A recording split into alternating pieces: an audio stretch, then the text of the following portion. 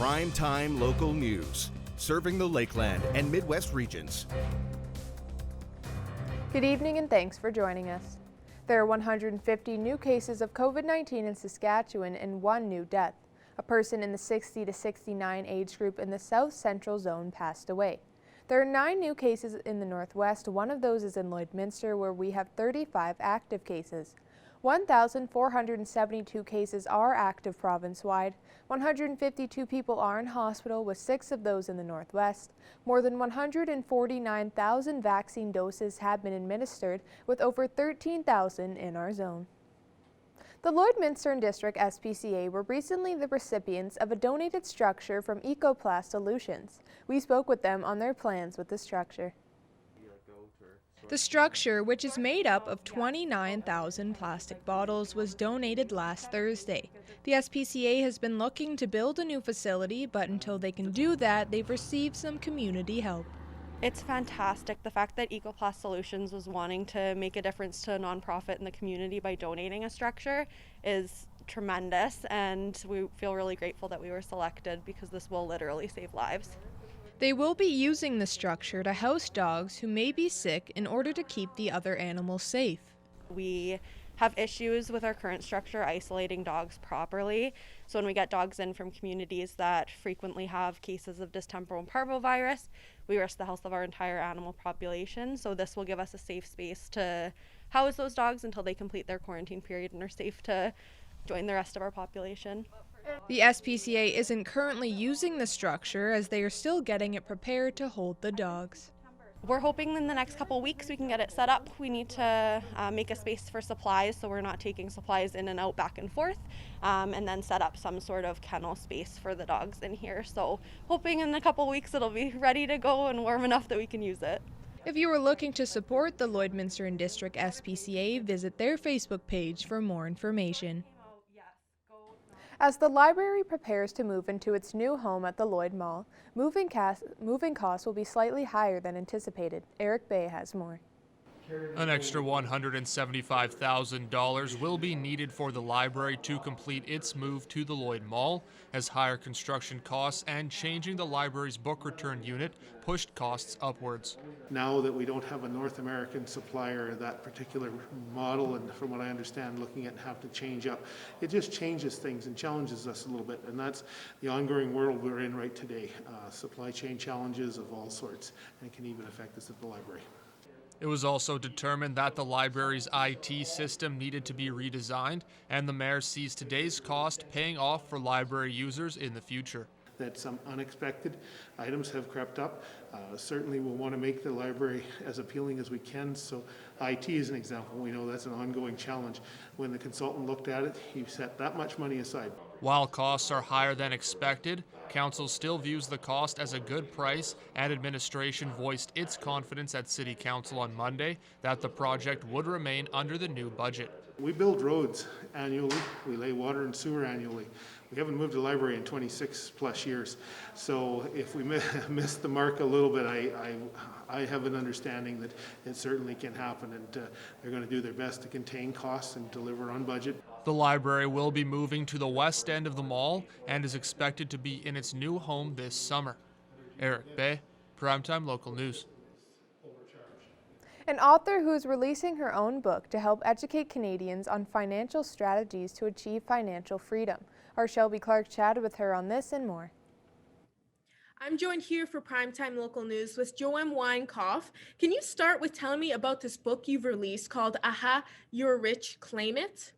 Yes, this book is to give inspiration to people that whatever financial situation they're in, with the right common sense, the right financial strategies and God's grace, there's always hope.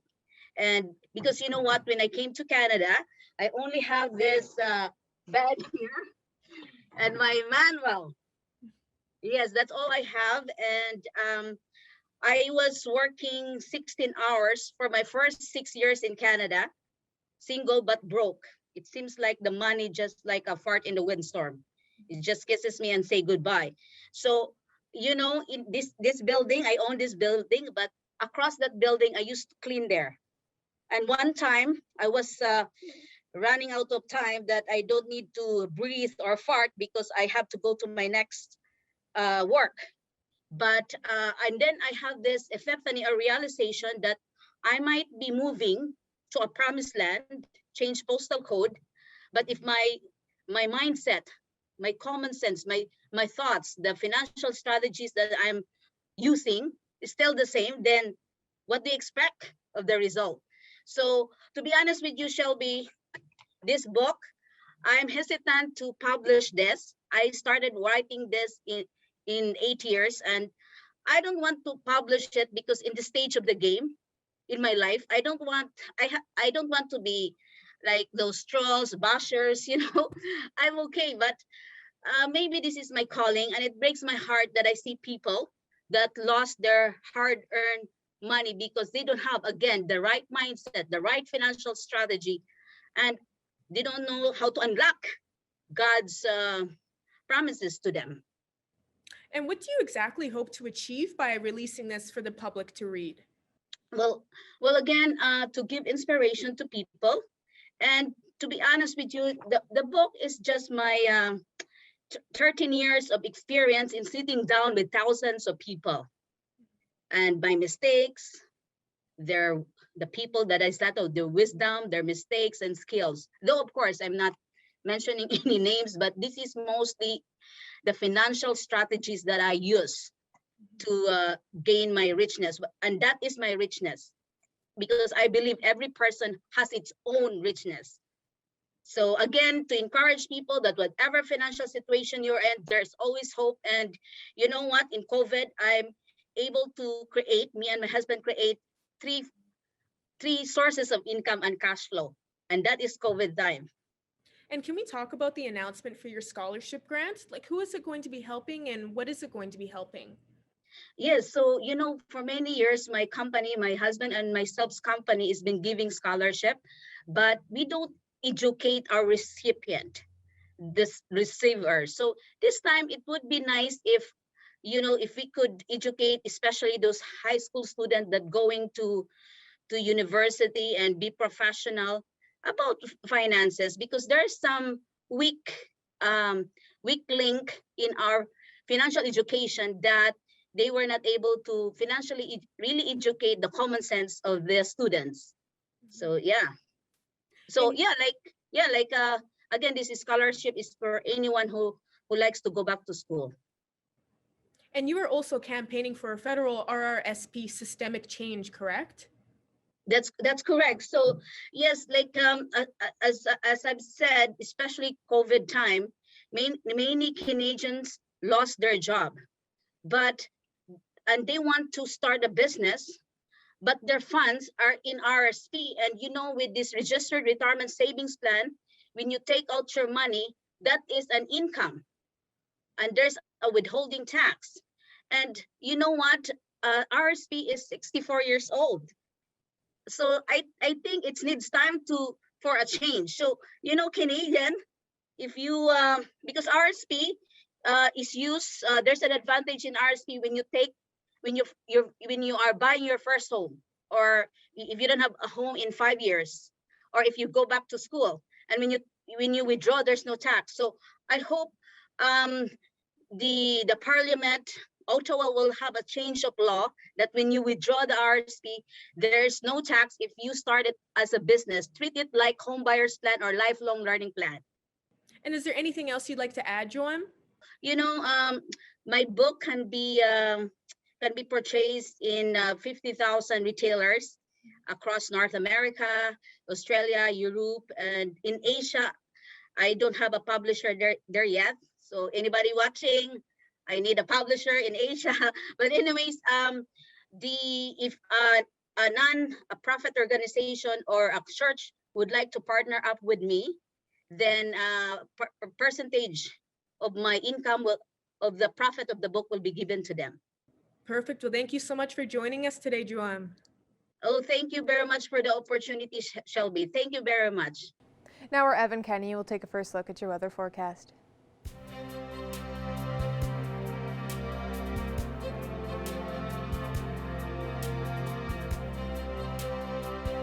Thank you, Jasmine. Taking a look now at your evening forecast here. Currently -2 in the border city.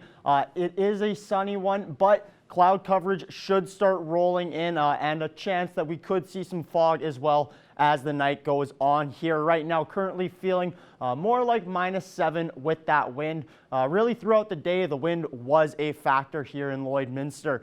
Taking a look at some temperatures now from around the region. -2 also in Marwayne, St. Paul, Cold Lake, and in Lac La Biche. 1 degree down in Provost, 2 degrees in Wainwright, -3 in Vermilion, 3 in Vegreville, and 6 over in Edmonton. As we take a look now at the Saskatchewan side here, 1 degree down in Macklin, -5 in North Battleford, St. Walbert, and in Meadow Lake, -4 in Maidstone, as well as in Pearceland and Green Lake, and -8 up in Isla Cross. As we take a look now at our satellite radar, does not look like we will be seeing much overnight. There is a chance Isla Cross could be seeing a little bit of precipitation there. As we take a look now at your school day forecast, not quite as cold as it was this morning.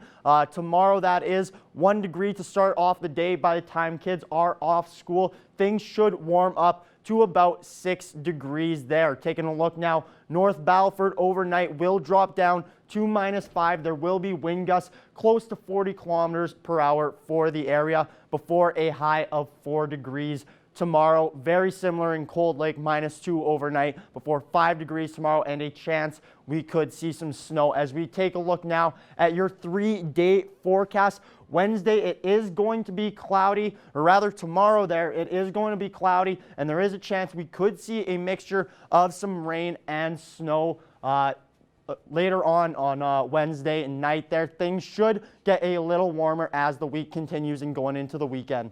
That's all we have for the weather for now. We'll be back after the break with more news.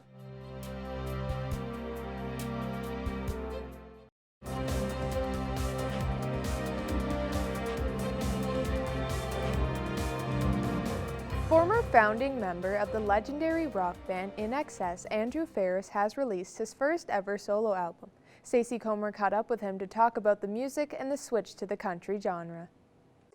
I'm so pleased to be joined today on Primetime Local News, all the way from Australia, by Andrew Ferris. Andrew, thank you so much for taking the time to speak with us today. We're here today to chat about your recently released solo album. Now, a little bit of interesting background with this too. You had tried to do it a little bit earlier, and then the pandemic hit, and that's caused so many different problems. But tell me about the album. First of all, a lot of people will know you from being with In Excess for many years, obviously, and forming the band. And now your album is a little bit different format-wise. It's more country, I guess, and roots music. Tell me a little bit about that and why you decided, first of all, to be do it as a solo project, and secondly, why is it kind of the country genre? Right. Well, first of all, I've always loved country music. It's been in the background for me as a songwriter, especially because I love the storytelling, especially some of the old school country music and the gritty subjects that they would deal with and all that sort of thing. But how I actually started off making my own album, it sounds, a little strange, but I didn't start off making an album. I started re-recording older songs that I'd written over a period of years and more new ones that I'd written. And I started re-recording them because if they were co-writes, and it might have been another singer in the room, a girl or a guy who I was working with who was singing, the lead melody that we'd come up with or whatever. And I had all these different recordings, but demos that were very rough. And it just sounded like a real, higgledy-piggledy collection of songs. And then I thought, well, why don't I re-record them? And the nearest singer was me, to do it both in my home farm studio, which is a bit remote where I live. There is no other singer, it's just me. So I started singing them, and then I started re-recording them in Nashville. And it was while I was in Nashville, and I was also happened to be co-writing with other writers there.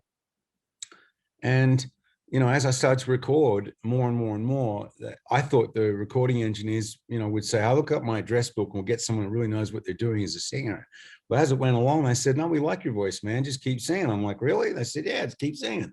Well, and I've had a chance to see the videos that you have done for the song so far, Andrew. And I'm guessing that maybe some of the themes for the videos, maybe some of the inspiration came from that trip as well.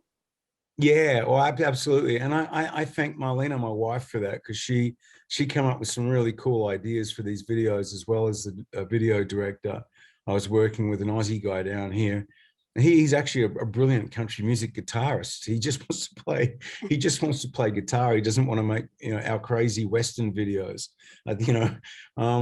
And he's a good guy. But the thing is that we've really been enjoying what we've been doing. And if people want to check out the videos you're talking about, just go to my YouTube channel and you'll see what we're doing.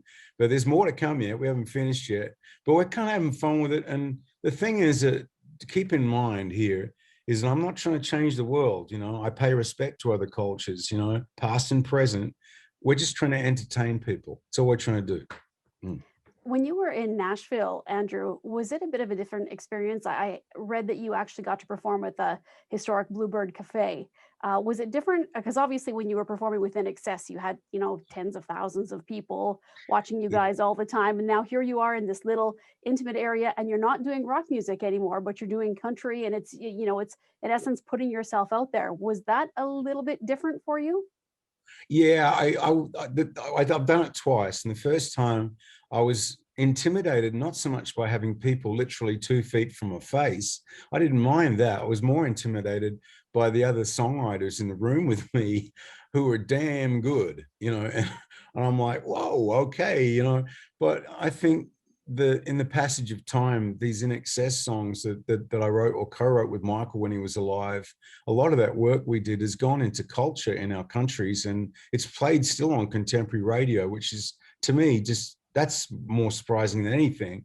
And that those songs are so well known that they really pulled me out of it. Plus the new songs I've been working on, I'm quite invested in a lot of it, emotionally, and I suppose spiritually, intellectually. I'm invested in what I'm doing at the moment, and I hope people like it. I'm trying to do something a little bit different.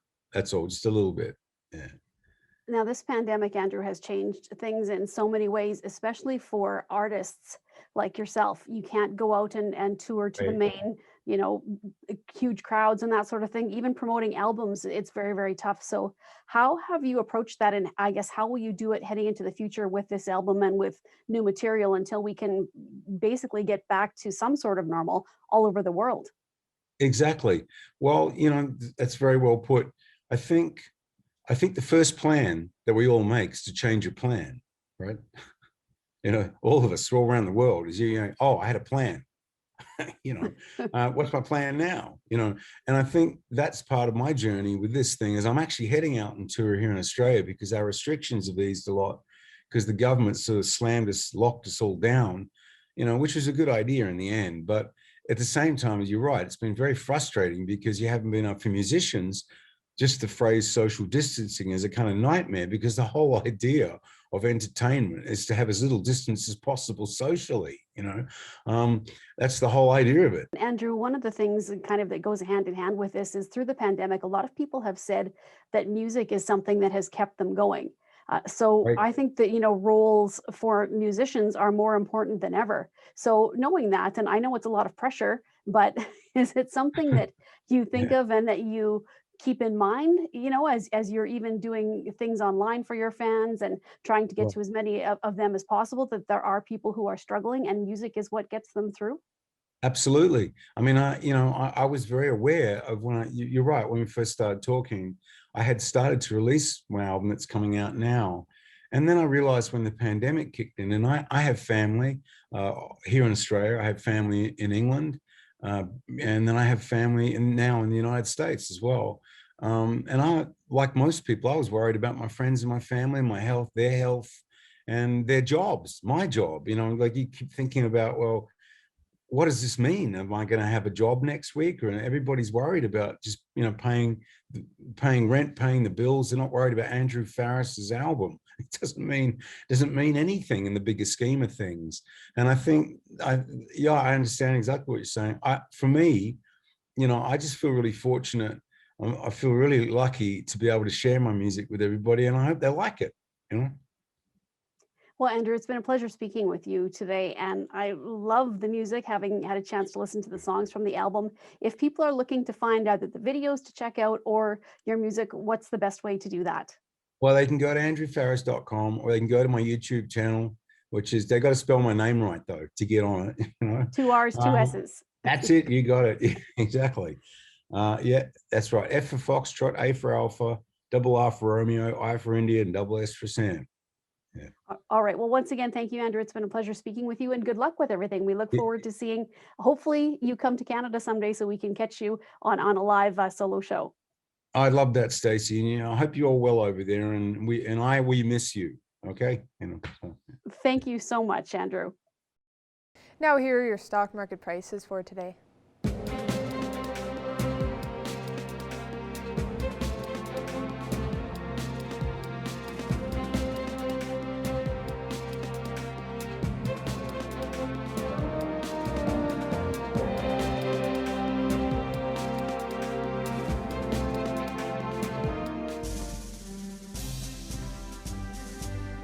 Today's oil prices are brought to you by First General Services.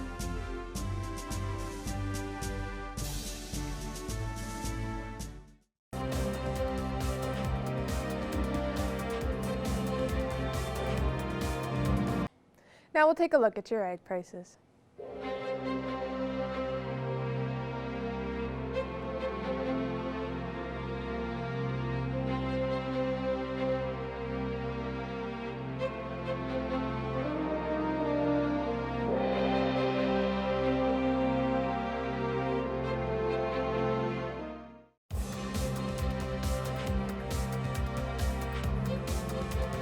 The Lloydminster Catholic School Division has partnered up with Golden Ticket Sports to bring a basketball academy to 2 schools come next fall.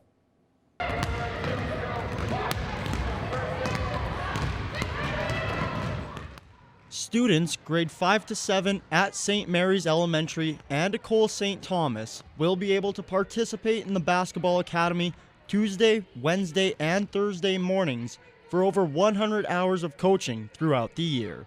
We, just felt that this would benefit our students with healthy behaviors, healthy habits, getting up in the morning, being active, learning different skills, transferable skills that will help them in their life to choose lifelong activity and be healthy, right? For Chris King, the co-founder of Golden Ticket Sports, the program is extra special. Being a local from Kitscoty, growing up there wasn't a lot of opportunity to really push sport at a younger age. So when this idea came up, having the opportunity to really push elite athletes into the sport at an early age and give them a stream that filters up to junior high and high school was a really tremendous opportunity, and we were excited that LCSD was so grateful to jump on board. The basketball academy will not only help students on the court. Students who are active also do better academically. So if we can get them active first thing in the morning and get those synapses firing in their brain, they'll hopefully do better in school as well. You can go on of what sport provides, and I think that really allows the kids to learn this in an environment that's outside the classroom at an early age, and then continue it on as it goes forward. Those lessons they'll take with them forever. King will be joined by 2 professional coaches to instruct the academy. For now, the program will just be at the 2 schools, but future expansion is not out of the question. Evan Kenny, Primetime Local Sports.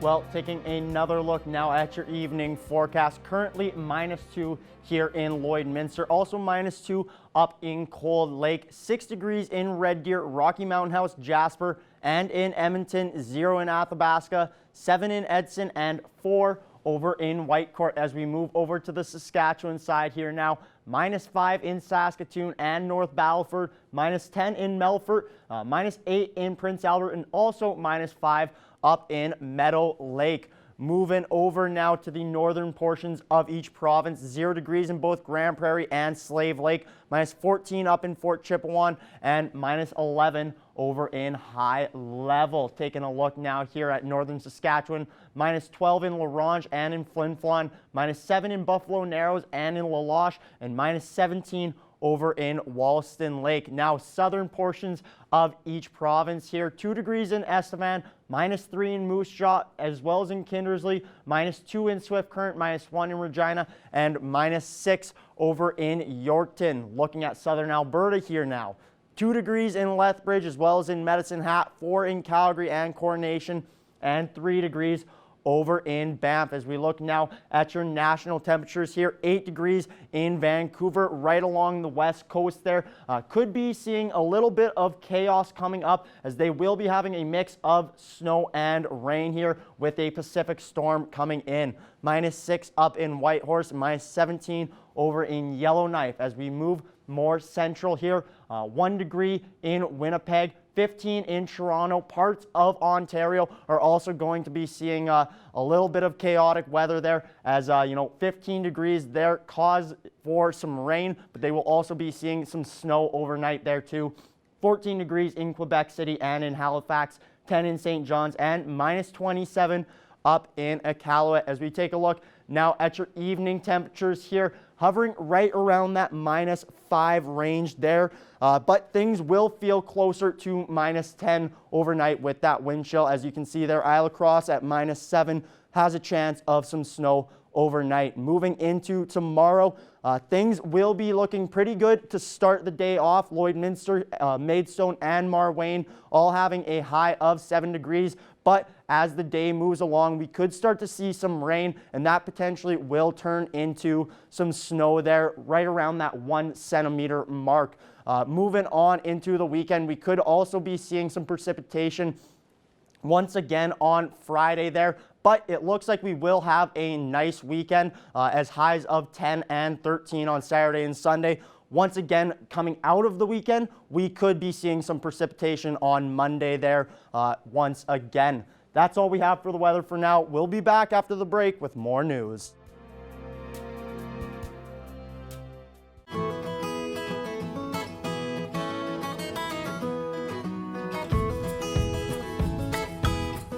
Welcome back to Pet Project this week, everybody. I'm joined once again with Becca Lawrence, the Community Outreach Manager for the Lloydminster and District SPCA. How are we doing this week, Becca?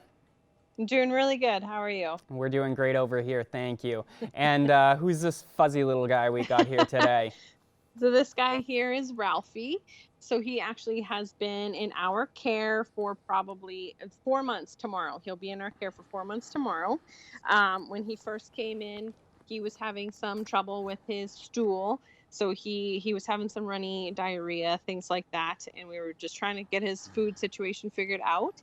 And we figured out that he just has some food allergies. So he just needs to be on special food for the rest of his life, kind of thing, just so he can keep having a happy and healthy tummy.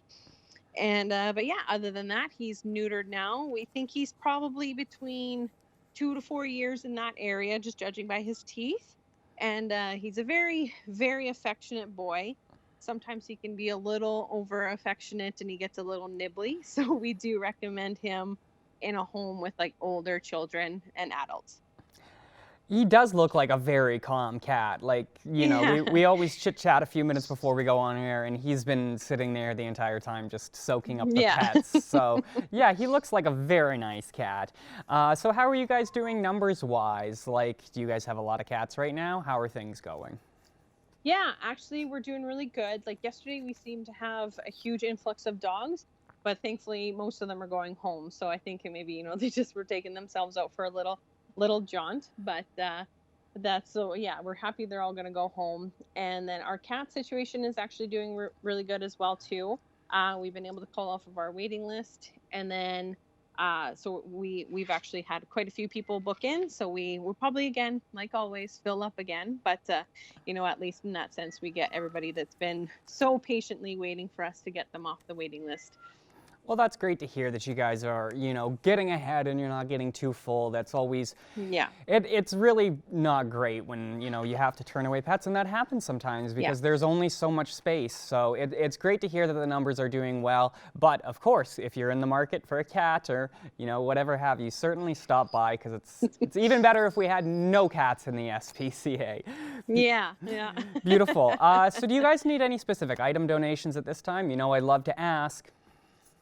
Absolutely. I mean, right now we're doing really good. Like, we still have a ton of laundry detergent, but we are looking at, we anticipate kitten season and puppy season starting here soon. So, puppy or kitten food of the dry food, even, yeah, like, cause we're doing really good for wet food as well too. So I would just say mostly like the dry cat and kitten and puppy and dog food as well. Beautiful. Well, there you go, everybody. If you are shopping and you're in the market, certainly you could do a good deed, or obviously the SPCA also loves getting monetary donations. So real quick, Becca, I know we spoke recently about the Barn Buddies program. How has that been going? Have you guys managed to get a few of those guys out? Yeah. We actually, last week when we did our Barn Buddies, I think on Saturday they went to their forever home finally. So, so that's good. And, I think we only have one that's lined up for our Barn Buddy program right now, so that's good too. But yeah, so I mean that's always pretty much a good success. We have a really good response for that. Well, that's great. So anybody out there, if you're looking for a mouser in the barn, the SPCA has you covered. Certainly check them out. Beautiful. And we were speaking just briefly off camera a little bit. You guys have some upcoming Easter events that you've just been kind of, chatting about. So can we have any information on that? Or is it just that, look forward to announcements coming forth? Yeah. We're hoping by probably tomorrow or the next day, we'll have a solid plan on what we want to do. But yes, we'll be having an event next week for our Easter.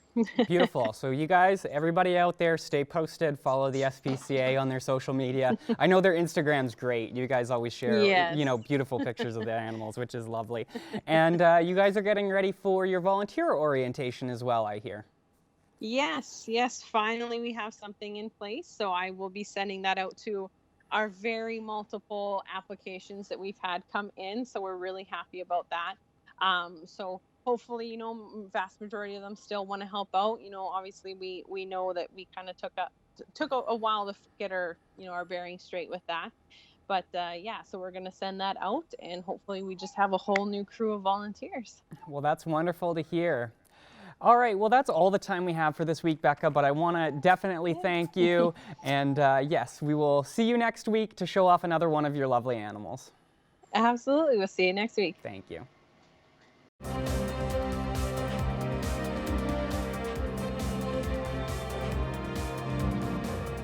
I'm joined today here on Primetime Local News with Thorsten Nash, an Alberta writer, and we're here to talk a little bit more about some of your upcoming projects and some of the stuff you're working on. But before we get into that, you're more than just a writer. Can you explain to our viewers a little bit more about yourself? Writing is one way of expressing myself. I consider myself a storyteller, and I use film, photography, music, as well as the different forms of writing for poetry, short fiction, novels, and I'll do that bilingually in German and English.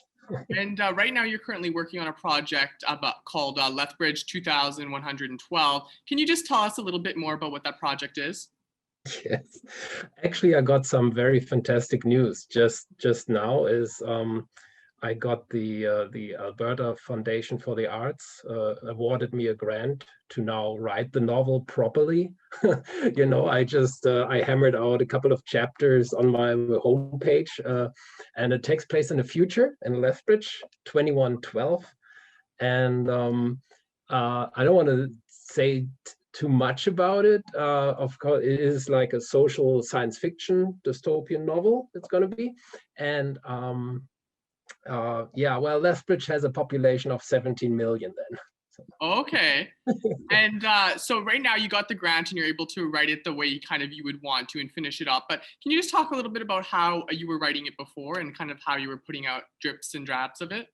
Yeah. So it was, difficult. Like the idea, I collect ideas for about 11 years. So I started already my time in Germany. So right now I have a wall full of paper cuts out that I now hung up, all the details that I collected. And so I put out, like always on my homepage, 500 words, short chapters, to just see how the flavor. I combined them with charcoal drawings, nothing too fancy there. so to just get the atmosphere going, and it did definitely work for me. So, but now I I will update my progress now on the homepage. So you mentioned earlier that you write in German, and you're also starting to write in English. Can you just talk a little bit about what it was like moving from writing in German to now writing in English, which is your second language, I presume, right? Yes, it is. So for the explanation, my wife is from Calgary, so we're married for 20 years, and English is our home language. We lived in Victoria as well as in Germany before moving to Lethbridge, and there was kind of this 10 years I was full-time author in Germany. So my books are read in schools there between Denmark and Italy. And I did gradually switch more and more writing as well in English. And my first a novel that got published in Ontario by my calling, I wrote together with a Zimbabwean colleague, Blessing Muzariri. So that was kind of one step, one foot into the language, basically, by writing it together, because obviously I have to work now with this novel a little harder on my vocabulary and the grammar. And also you have a book that's out called I Am You, Am I. Can you just tell us a little bit about what that book's about? Yeah, so that is a teenage comedy, a young adult fiction comedy, definitely. It's about a body switch between a poor 15-year-old boy, a hobby boxer from a difficult background, and a rich girl that likes horseback riding. I don't know, from the flavor, maybe imagine the TV show Heartland gets rear-ended by Shameless. Then okay. And when I was looking through a lot of your work, it seemed like you had a lot of variety in your writing. How do you get inspired to write different novels and different stories? Yeah, that way I'm the nightmare of publishing houses because they like a series and stuff. But for me, it's really like the best idea that grabs me. And it can take like this, I think, from idea to writing the novel, the shortest time, it took me 2 years. Usually it is between 8 and 15 years from the first idea. So the idea grows in itself. Sometimes it merges with other ideas. And yeah, even if I want to write a second, I'm looking now at my wall here, by the way, that's full of paper. Even if I'm wanting to write a second part, I'm not against it, but if it's not the best idea, I'm just not doing it. And where can our viewers find more information about you and see some of your work? I think a good starting place is my homepage, www.thorstennesch.com, THORSTENNESCH. I try to keep it pretty clean, so there are the novels where the music is, you know, and Lethbridge 2112 you can follow there as well. Yeah. Well, thank you so much for taking some time to talk with us today. It was great to meet you today. Well, taking a final look now at your weather for this hour. Tomorrow we will have a high of 7 degrees with some potential rain coming starting in the late afternoon and going into the night. It should turn into snow there. Very similar on Friday, as we do have a chance of flurries, and once again on Monday, as we can see there. But that weekend should be pretty nice there, as we see we have highs of 10 and 13 there on Saturday and on Sunday. Thank you for joining us on Primetime Local News. Have a great night.